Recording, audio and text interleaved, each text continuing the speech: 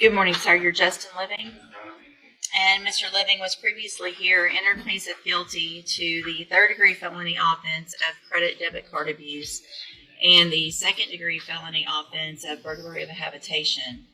The agreement was for a cap of 10 years to run concurrently on each. I've gotten a PSI as well as some letters and information that Mr. Kimler sent on Mr. Living's behalf. Has everyone had an opportunity to review all of that? Yes, sir. Are there any additions or corrections to the PSI? No. Mr. Kimler, you may proceed. No. Looking at the PSI, Mr. Kimler. I'm sorry. Looking at the PSI, I'm sure the court has noted his felony criminal history. I would just note that just looking at it, there's a lot of material in the PSI, but in closer inspection, much of this was either refused or dismissed. I think it looks like what he has is, as far as felonies, would be a burglary of the building from 2012 possession. 2012 looks like it was probably a 1244, and then another state jail case in 2017, and then the case where he has his TDC time.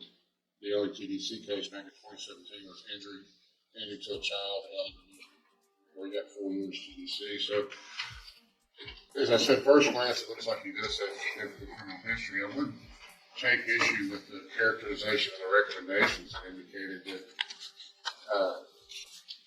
his criminal history has continued at a steady pace since 2001. Since it looks like the felony cases were, many of the felony cases were either dismissed or reviewed.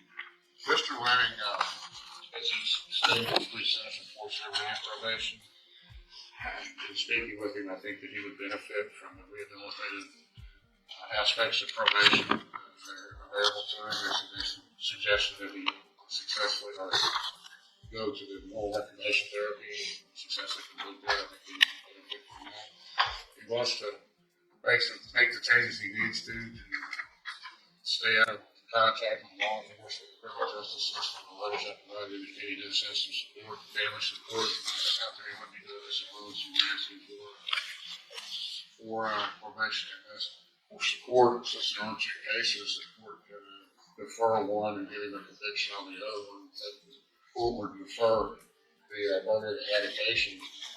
That would expose Mr. Living to the full range of punishment of 20 years.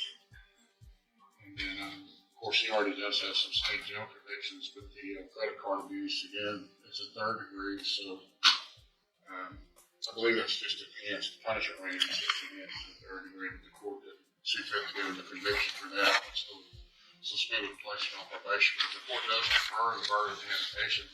His punishment range would be 20 years that he does run afoul of probation instead of the 10-year cap that he's exposed to now. The court will just refuse probation. So we ask the court to give him probation. Thank you, Mr. Kimler. Mr. Nichols? I'll disagree with Mr. Kimler's characterization as his history not being that bad. You'll note that he's been mentioned in 83 reports all over the years, Your Honor. And he has continuously been violating the law since 2001. About 15 or 16, at least a dozen misdemeanor convictions, all going back. And all these other felonies, it's noted in the report, there's many instances where cases are dropped by victims due to fear of him. And I think it's important to note that the victim, in this case, the burglary case, was threatened by this individual as he was being arrested, taken out of his garage. The individual, the homeowner had to hold him at gunpoint, Your Honor, when he found him in his garage in the middle of the night. His own explanation is he was running from the police and trying to hide it, which really doesn't give him too much credit here. His explanation of the other credit card abuse case is that he got it from a dope fiend. That's his explanation. So I don't see how probation really seems to be logical or deserved an option at this point. I think the 10 years is appropriate and sufficient to protect the community and punish his repeated behavior. I'll note for the court that as part of our agreement, I'm dismissing a violation of the protective order case. So I don't see why probation would even be a consideration. This court to assess the whole 10 years. Mr. Living wanted to address. Go ahead, sir. I was wrong with that, but person, cause I can, we can do a probation. Like, I ain't no bad person. You're not. It's like, I'm not. Mr. Living, I have to turn 3 pages to go through your criminal history. I haven't had an officer make the kind of statement in a PSI that I got in this one in a very long time. 83 offense reports have something to do with you in just Beaumont. Don't know where else you've been if there's any others. 83. A good person doesn't have 83 police reports that have something to do with them. A good person doesn't assault family members over and over again and get time on misdemeanors and scare them or sweet talk them or whatever it is to get out of it on felonies. That is not a good person.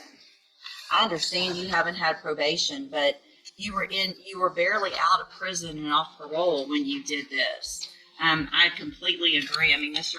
Kimler's pointed out some decent things, but there is no reason whatsoever that I would put you back on the streets in this community for any amount of time. That makes any sense to me.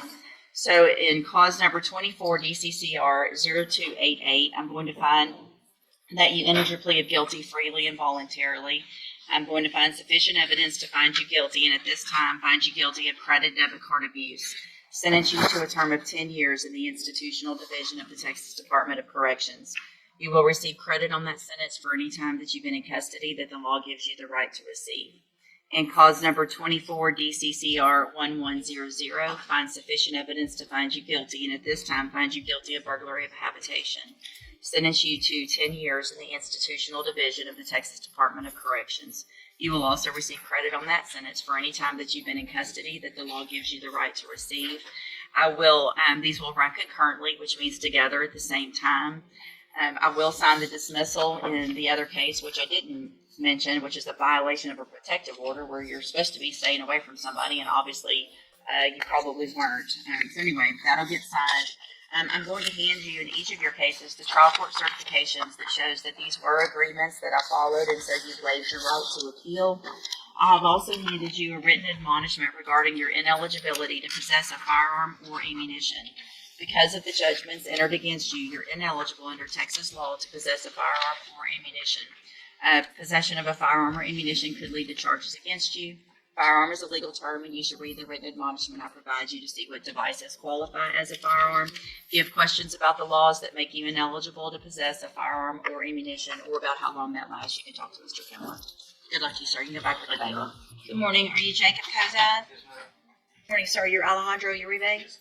And Mr. Uribe, you were previously in court, entered a plea of guilty to aggravated assault with a deadly weapon. The agreement was for 5 year deferred adjudicated probation, and I received that pre-sentence report. Has everyone had an opportunity to review the report? We have.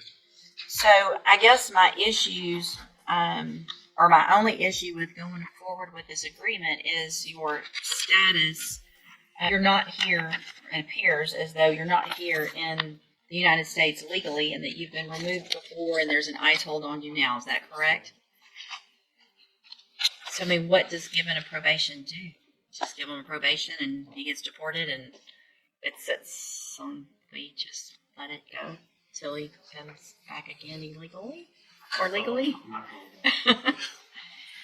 I mean, there's ways to do it, obviously, legally, but, okay. I mean, do you think the best thing is to go forward with